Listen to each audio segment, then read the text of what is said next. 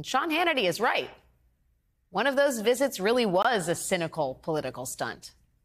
But it wasn't President Biden's. This afternoon, Trump toured the city of Eagle Pass, Texas, and he was led by the Texas National Guard. Meanwhile, at almost the exact same time, President Biden toured Brownsville, Texas, accompanied by Customs and Border Patrol agents, or CBP. While these two tours may look somewhat similar, there is at least one key difference. Customs and Border Patrol is actually in charge of border security. The Texas National Guard, on the other hand, is not. So Trump is effectively just cosplaying here. And when it came to their actual speeches, Trump and Biden could not have been more different. President Biden talked about the need for more immigration judges to clear the asylum backlog. He proposed more overtime for CBP officers, more machines to detect fentanyl, and more bipartisan compromise. He talked about real, tangible policy. He offered possible solutions.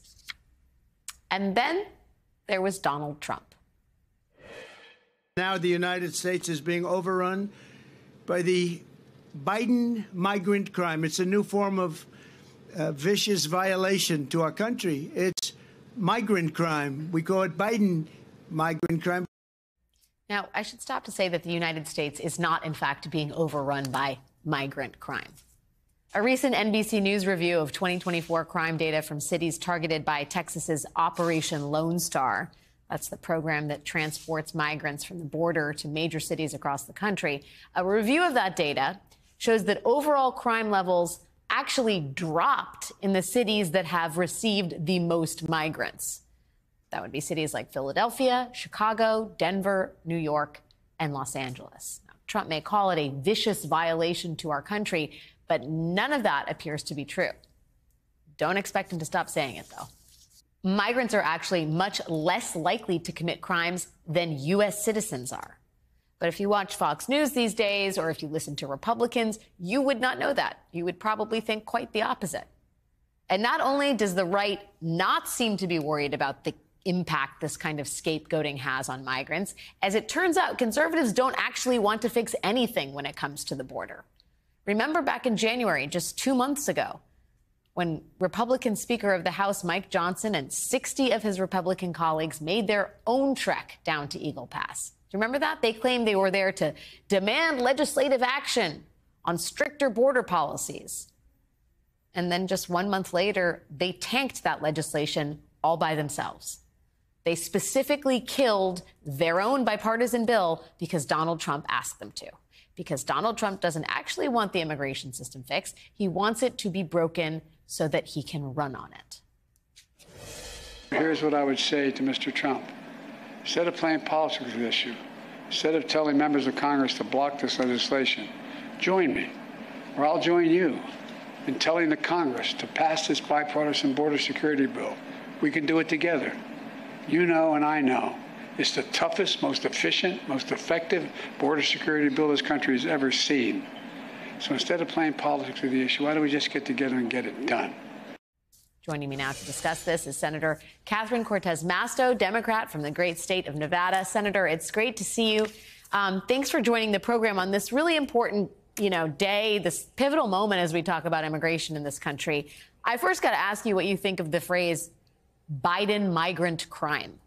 Well, it's just ridiculous. It's typical what former President Trump has always done, even in 2016, to make up information, lies, talk about what's happening at the border when it's really not. And Alex, I think that's why it's important for people to really know the facts. And it was important for me, for that reason, to go down to the border. I went to the Tucson region. I was at Nogales. I was the Ajo Station, Lukeville, to talk with the Border Patrol agents and the customs agents. The same thing that President Biden has just done. And if you actually sit and talk to the agents on the border, you will learn that they need more resources. They're underwhelmed, right? And they're understaffed. They're overwhelmed.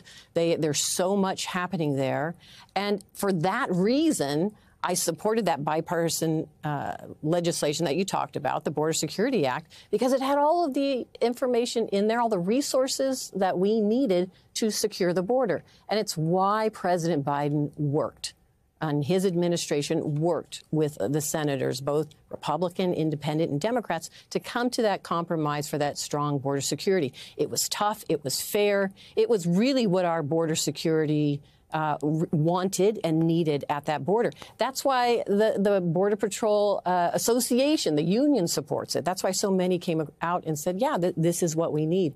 But on the other side of it, you have former President Trump, who is all about misinformation and, as you've pointed out, doesn't want to really solve the problem. He just wants to exploit it for political gain. It is typical of his MO. That's how he's always operated. That's how he will continue to operate.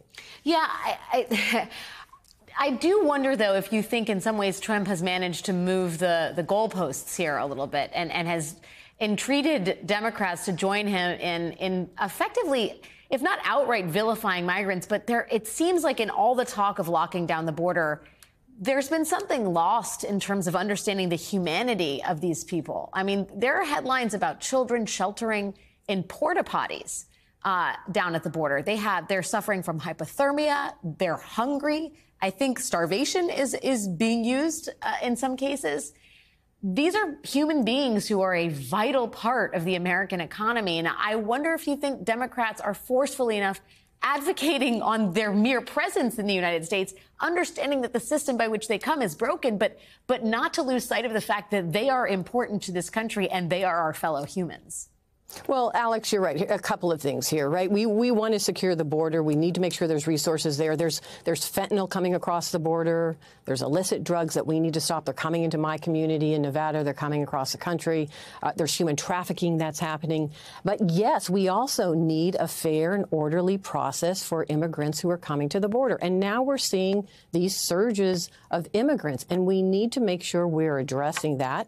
And what their needs are, and actually processing them much faster. That's why we need more resources, more immigration judges, more asylum officers. We want to process them faster to see if there is a credible fear allegation, whether that's true or not, or are they really migrants coming for an opportunity to succeed? And I will say this, what you have seen, and the data has shown that most of the migrants that we have seen coming across the border are just that. They want an opportunity, the American dream, or they're being persecuted in their country, with their lives. There's concerns for their families. That's why they are making that trek thousands of miles and paying these cartels to try to get to a better life for their families. We can't lose sight of that.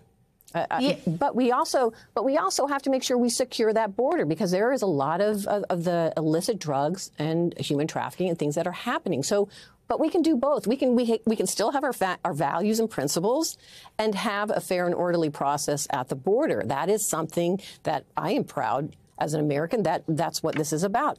But there's a role for Congress to play in this, along with the administration. And we have to be a part of it. Unfortunately, my Republican colleagues don't want to be a part of it, right? Some of them are just listening to former President Trump and doing his bidding and not solving this problem.